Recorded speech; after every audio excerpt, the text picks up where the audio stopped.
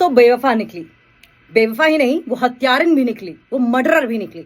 दरअसल सोनम रघुवंशी और राजा रघुवंशी को गायब हुए कई दिन हो गए थे, 17 दिन से ज्यादा हो गए थे, और अब सोनम पकड़ ली गई है। यूपी के गाजीपुर से सोनम को गिरफ्तार कर लिया गया है। मेघालय के डीजीपी ने इस बात की जानकारी दी है और मेघालय के डीजीपी ने इस बात को कबूल किया है, इस बात को माना है कि सोनम ने ही अपने पति राजा रघुवंशी की सुपारी दी थी। यानी कि अपने पति की ही हत्या की जिम्मेदार सोनम है, अपने पति की मर्डर की जो प्लॉटर है वो सोनम है, अपने पति की हत्या की साजिश सोनम ने रची थी। शादी हुई, शादी के बाद हनीमून के लिए दरअसल ये कपल जो है वो मेघालय गया, 20 तारीख को गया था और उसके बाद 23 तारीख से ही उनसे संपर्क होना बंद हो गया। और उसके बाद जब इन्वेस्टिगेशन बढ़ी तो इन्वेस्टिगेशन में तमाम तरह की फुटेज सामने आने लगी। एक फुटेज ऐसी सामने आई जिसमें एक स्कूटी पर पहले सोनम दिखाई देती है, सोनम रघुवंशी, और उसके बाद राजा रघुवंशी दिखाई देता है और फिर दोनों उस पर सवार होकर कहीं चले जाते हैं। एक और फुटेज सामने आती है जिसमें वो एक होटल के रिसेप्शन पर दिखाई देती है, पति राजा रघुवंशी भी दिखाई देता है। हालांकि सोनम के हाव भाव से ऐसा लग रहा था कि कुछ परेशान सी है वो। और उसके बाद एक फुटेज और सामने आती है जिसमें उसका पीछा करते हुए 3 लोग दिखाई देते हैं। और वहां पर जब लोकलाइट से पूछताछ की गई तो लोकलाइट ने बताया एक लाल रंग की कार में 3 लोग उनका पीछा कर रहे थे, 3 युवक उनके साथ थे। हालांकि कुछ लोगों का दावा यह था कि वो तीनों टूरिस्ट थे और वो राजा रघुवंशी और सोनम रघुवंशी के साथ के टूरिस्ट थे, यानी कि उनके दोस्त थे। फिर जानकारी यह आई कि जो लाल रंग की कार में सवार तीनों लड़के थे उन्होंने मास्क लगा रखा था। फिर सवाल इस बात को लेकर भी उठने लगे कि मेघालय में तो मास्क लगाने का कल्चर है नहीं, वो डेली रूटीन का प्रैक्टिस है नहीं, तो क्या वजह थी कि इन तीनों लड़कों ने मास्क लगा रखा था? क्या इन लड़कों ने ही जानबूझकर राजा और सोनम की रेकी की? कुछ दिन बाद सामने एक खबर आती है कि राजा रघुवंशी की मौत हो गई है। एक खाई में राजा रघुवंशी की लाश मिलती है, लेकिन सोनम तब भी लापता थी। और फिर ये जो तमाम तरह की फुटेजेस सामने आ रही थी, इससे ये लग रहा था कि सोनम परेशान है। क्या उन्हें किसी बात की धमकी दी जा रही थी या ब्लैकमेल किया जा रहा था? ये तमाम तरह की बातें थी जो सामने आ रही थी। फिर राजा रघुवंशी को उनके घर लाया गया, उनकी लाश को उनके घर लाया गया, उनका अंतिम संस्कार कर दिया गया। लेकिन सोनम रघुवंशी तब भी फरार थी। सोनम के पिता लगातार इस बात की गुहार लगा रहे थे कि जांच की जाए, सोनम को ढूंढा जाए, सोनम को घर वापस लाया जाए। और वो ये कह रहे थे कि जहां पर राजा रघुवंशी की लाश मिली है उसी के 5-10 किलोमीटर के दायरे में सोनम भी होंगी। सवाल इस बात को लेकर उठाए जा रहे थे, क्या सोनम रघुवंशी जिंदा है? सोनम रघुवंशी जिंदा है या नहीं, लेकिन क्या कोई हादसा तो पेश नहीं आया? क्या राजा रघुवंशी की तरह उन्हें भी मौत की घाट तो नहीं उतार दिया गया? क्या कोई अनहोनी सोनम के साथ भी तो नहीं घट गई? ये तमाम सवालात थे, लेकिन इस सवालात के बीच आज एक बड़ी खबर यूपी के गाजीपुर से आई, जहां पर सोनम रघुवंशी को गिरफ्तार कर लिया गया। इससे पहले आपको बताएं कि मेघालय के सीएम कनराड संगमा की ओर से एक जानकारी ये दी गई कि 3 लोगों को गिरफ्तार किया गया है। इस पूरे मामले में 3 लोगों को गिरफ्तार किया गया है। एक महिला ने सरेंडर किया है और एक शख्स ऐसा भी है जिसकी तलाश की जा रही है।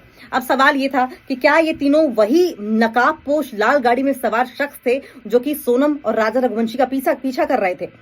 और क्या सरेंडर करने वाली महिला सोनम ही है या फिर सोनम के अलावा कोई और महिला इसमें शामिल है? वो जो चौथा युवक फरार है वो कौन है? और क्या ये जो युवक तमाम गिरफ्तार किए गए हैं इन्हीं को अपने इशारे पर काम करवा रही थी, नचा रही थी सोनम, इन्हीं को सुपारी दी है? अब क्योंकि ये 4 गिरफ्तारियां हो चुकी हैं, ऐसे में सवाल इस बात को लेकर उठाए जा रहे हैं कि क्या और भी कोई शामिल है या बस सोनम के ही इशारे पर यह सब कुछ हो रहा था? हालांकि मेघालय के डीजीपी की ओर से जानकारी इस बात को लेकर दी गई है कि सोनम ने ही अपने पति राजा रघुवंशी को मारने को लेकर सुपारी दी थी। दरअसल हुआ ऐसे कि सोनम रघुवंशी एक ढाबे पर पहुंची। एक ढाबे पर एक शख्स से फोन लिया और फोन लेने के बाद उसने अपने भाई गोविंद को फोन किया। गोविंद को फोन करने के बाद उसने बताया कि मैं यूपी के गाजीपुर में हूं। उसके बाद पुलिस भी वहां पहुंची और पुलिस ने सोनम को गिरफ्तार कर लिया। हालांकि अब इस पर आगे की कार्रवाई के तहत सोनम को पहले अस्पताल ले जाया गया, सोनम का हेल्थ चेकअप कराया गया और उसके बाद अब सोनम से पूछताछ की जाएगी क्योंकि सोनम भी गिरफ्तार हो चुकी हैं। फिर उसके बाद क्योंकि मामला ये मेघालय का था, मेघालय में अंजाम दिया गया था, तो मेघालय यहां पर पूछताछ के बाद उन्हें वापस मेघालय पुलिस मेघालय में लेकर जाएगी, वहां भी पूछताछ होगी। लेकिन इस बीच सोनम के पिता जो कि बार बार सोनम की वापसी की गुहार लगा रहे थे, इस केस को इन्वेस्टिगेट करने की मांग कर रहे थे, उनकी ओर से उसके सोनम के माता पिता की ओर से भी बयान सामने आया है और उन्होंने शुक्रिया अदा किया है भगवान का कि सोनम सुरक्षित है। हालांकि वो इस बात को मानने को तैयार नहीं है कि सोनम ने ही अपने पति की हत्या की है। सोनम के माता पिता लगातार इस बात को लेकर गुहार लगा रहे हैं कि जो भी राजा रघुवंशी की हत्या के पीछे जिम्मेदार है उसे ढूंढा जाए। उनकी बेटी ऐसा नहीं कर सकती। उनकी बेटी ने राजा रघुवंशी की हत्या नहीं की है, इसलिए जो भी हत्या के पीछे जिम्मेदार है उसे ढूंढा जाए। इससे पहले, क्योंकि ये मामला मध्य प्रदेश का है, क्योंकि सोनम और राजा रघुवंशी मध्य प्रदेश के इंदौर के रहने वाले थे, तो इस मामले में मध्य प्रदेश के मुख्यमंत्री मोहन यादव ने भी गृह मंत्रालय को चिट्ठी लिखी थी और गृह मंत्रालय से इस बात की अपील की थी कि ये जो मामला है इसको इन्वेस्टिगेट करने के लिए सीबीआई की मदद ली जाए, क्योंकि 17 दिन लगातार बीत चुके थे और 17 दिन बीतने के बाद भी सोनम रघुवंशी का कोई अता पता नहीं चल रहा था। हालांकि राजा रघुवंशी की लाश जरूर मिल गई थी और उसके बाद कयास इस बात को लेकर लगाए जा रहे थे कि सोनम रघुवंशी के साथ कोई हादसा तो नहीं हुआ है। हालांकि राजा रघुवंशी के बड़े भाई विपिन रघुवंशी का भी लगातार यही कहना था कि दोनों की दुश्मनी नहीं थी, दोनों अच्छा समय बिताने वहां पर गए थे, लेकिन लंबा समय बीत जाने के बाद भी अगर जब राजा रघुवंशी वापस नहीं आया तो सोनम रघुवंशी को लेकर भी सवाल उठने शुरू हो गए, क्योंकि राजा रघुवंशी की तो लाश मिल चुकी थी लेकिन सोनम अब भी जिंदा है। ये बात पुख्ता होना बाकी थी, जो आज पुख्ता भी हुई। सोनम की गिरफ्तारी भी हुई। गिरफ्तारी के पीछे डीजीपी की ओर से मेघालय की ये जानकारी भी दी गई कि उन्होंने ही, सोनम ने ही अपने पति राजा रघुवंशी की मौत की साजिश रची है, षड्यंत्र रचा है और सोनम ने ही अपने पति को मौत के घाट उतारने के लिए सुपारी दी थी, बाकायदा सुपारी दी थी।